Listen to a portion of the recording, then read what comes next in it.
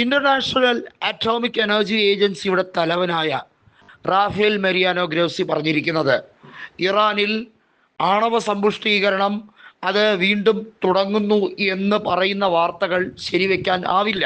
അവിടെ ഇസ്രയേലും ഇറാനും തമ്മിലുള്ള യുദ്ധത്തിൽ ചില ഇറാന്റെ ആണവ കേന്ദ്രങ്ങൾ ഭാഗികമായി തകർന്നു പോയതിനു ശേഷം പിന്നീട് സമ്പുഷ്ടീകരണം നടന്നതായുള്ള റിപ്പോർട്ടുകളില്ല.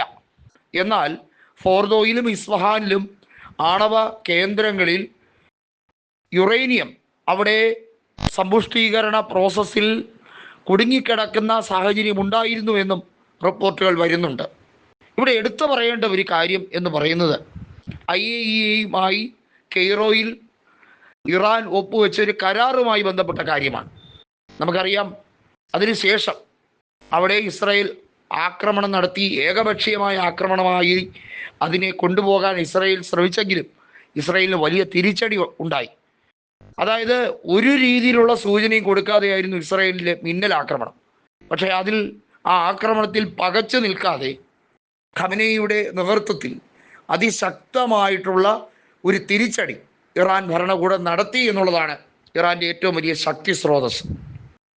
ഇപ്പോൾ ഇറാനെ സംബന്ധിച്ചിടത്തോളം ഗ്രോസി പറയുന്നതിനപ്പുറത്തേക്ക് ഇറാന്റെ ആണവ കേന്ദ്രങ്ങൾ സംരക്ഷിക്കപ്പെടുകയാണ്. റഷ്യ തന്നെയാണ് അതിനുവേണ്ടിയുള്ള സംരക്ഷണ വലയം ഒരുക്കിയിരിക്കുന്നത്.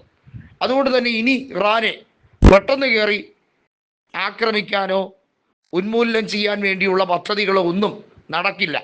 ഇസ്രായേലിന് നന്നായി അറിയാം റഷ്യയുടെ സാങ്കേതിക വിദ്യകളെയും റഷ്യയുടെ പടക്കോപ്പുകളെയും കുറിച്ച് വളരെ വ്യക്തമായ ഒരു ധാരണ ഇസ്രായേലിന് നന്നായി ഉണ്ട്.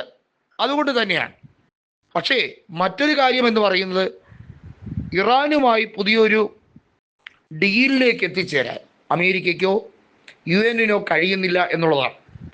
UN വിചാരിക്കുന്ന കാര്യങ്ങൾ പലതും നടത്തുന്നില്ലല്ലോ.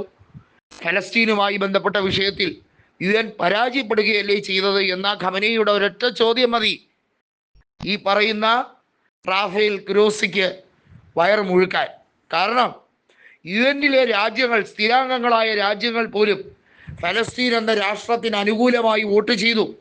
ഫലസ്തീൻ എന്ന രാജ്യത്തിന് വേണ്ടി ശക്തമായി വാദിച്ചു.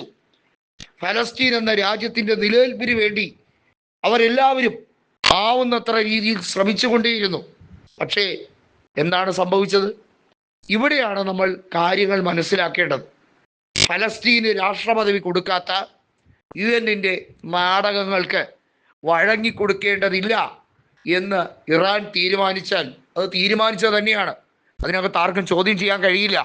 യുദ്ധമെങ്കിൽ യുദ്ധം എന്ന് പറഞ്ഞ് തന്നെയാണ് ഇറാൻ രണ്ട് കൽപ്പിച്ച് നിൽക്കുന്നത്.